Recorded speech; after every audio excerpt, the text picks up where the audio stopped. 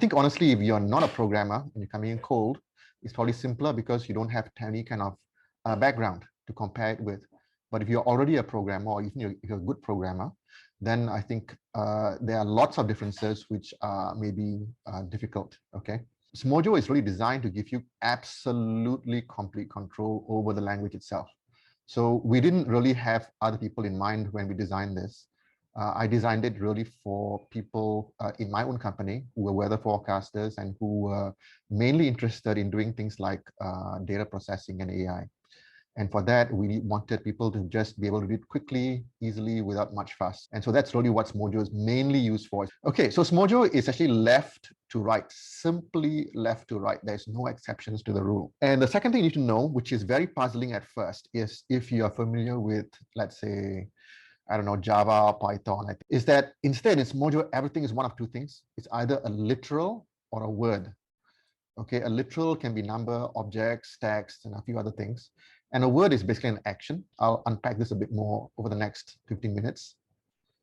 Okay, so Smojo doesn't have punctuation. What you see as punctuation is not really punctuation at all.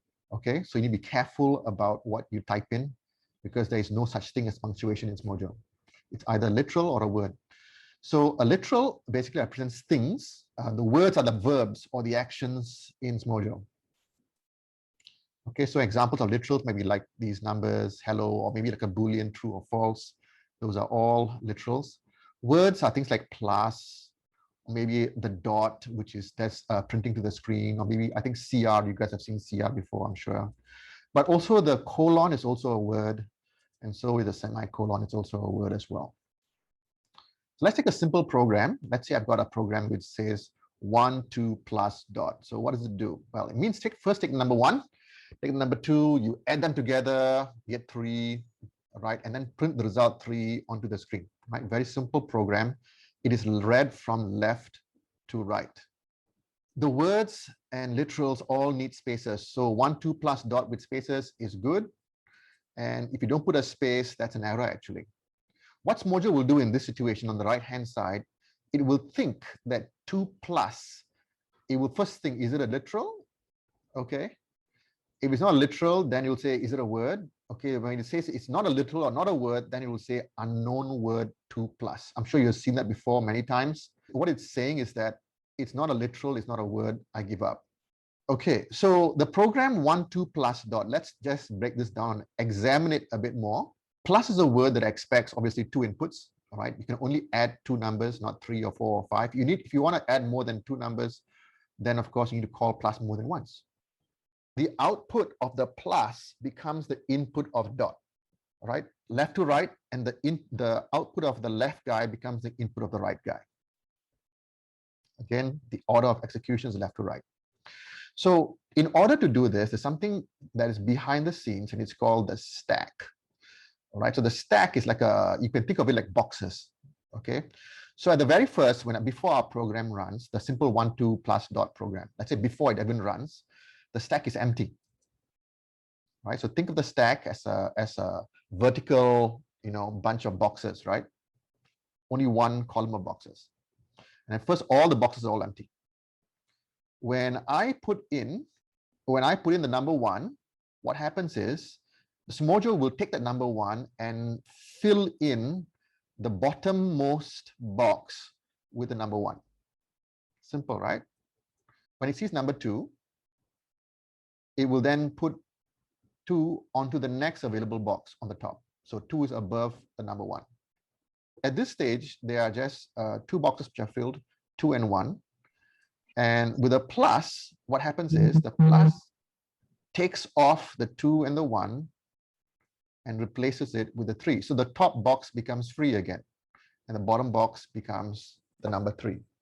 And then the period will look at the stack again, and will just take off the number 3 from the stack, and then print the number 3 out to the screen. That's what's really happening. The thing that trips people up is this part. They don't understand there's a stack there, and there's something that's putting stuff onto the stack. So you can put at most 512 items onto the stack. There are 2 words which create words. The first one is the colon, and the second one is the semicolon. The colon creates a new word or starts a new word, and the semicolon completes or finishes the new word. Colon and semicolon are themselves words. They are not punctuation. And because they are words, they need spaces. All right, so let's see how this works. Let's say we have this simple function called hello. And all it will do is to take the string hello, you see in green, and the dot means that it will take it off the stack, the hello string off the stack, and print it out. And CR will print a new line. So again, just like before, the order of execution is left to right. So colon is a word. Hello is actually swallowed by the colon. So it's neither a word nor a literal. It doesn't actually exist in the program directly itself. Okay. The green hello is a literal string. The dot is a word. CR is a word. And the semicolon is also a word. They're all words. Okay. So colon hello means that the colon begins a new word called hello. And the semicolon just simply completes the new word called hello. Right. So another way of looking at this is that this is called the name of the new word. So the name of the new word is hello. Okay. And the body is called its executable. Okay. The semicolon that you see at the back is not part of the executable of this word. Okay. It is an action that completes the word. So this executable contains three things: the hello, the dot, and the CR. Instead of saying executable all the time, we call it XT for executable. Smojo stores all the words into something called the dictionary. It's a pair of name with the XT. In this case, we had hello is paired with the body of hello, right? Okay, or the XT of hello. Same thing, you got the plus, also paired with the XT of plus, and the dot is the XT of dot, etc. All the words are like this. They're all stored in the dictionary in this manner. There are actually two modes to Smojo. There's an interpretation mode, simply represents a normal program flow, like the 1, 2 plus, it's all in interpretation mode. All words are executed, all literals are put onto the stack in interpretation mode. In compilation mode, on the other hand, we are actually trying to create a new word or define a new word. In this case, there's a slight change. Instead of the words being executed, they are instead compiled into the XT of the word that's being defined. Okay, I'll give you an example shortly. There isn't one exception. There are a special class of words called immediate words that are executed whether it's in interpretation mode or compilation mode. And I'll show you how this works shortly. You know that colon creates a new word and the semicolon completes a new word. Now, the semicolon is an immediate word. In other words, whether it's compilation mode or interpretation mode, it will still execute. Okay, so let's see how all of this seemingly random things all tie in. Okay, so let's take again our simple new word that we're trying to define, hello.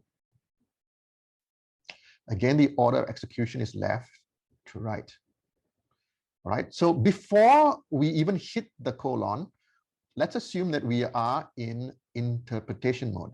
And the dictionary doesn't have, let's say it has other words, obviously, but it doesn't have the hello word at all, right? So we would say it's blank, but of course it has the other words like plus and colon and all the other stuff, right? The white box you see there is supposed to represent the state of the dictionary and the mode that Smojo is in, okay, before we hit the colon, okay?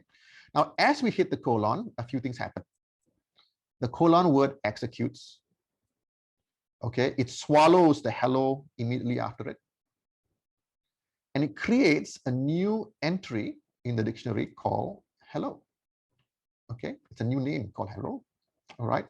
It also links this entry with a blank XT. Right, so you can see the XT there in purple or pink is blank.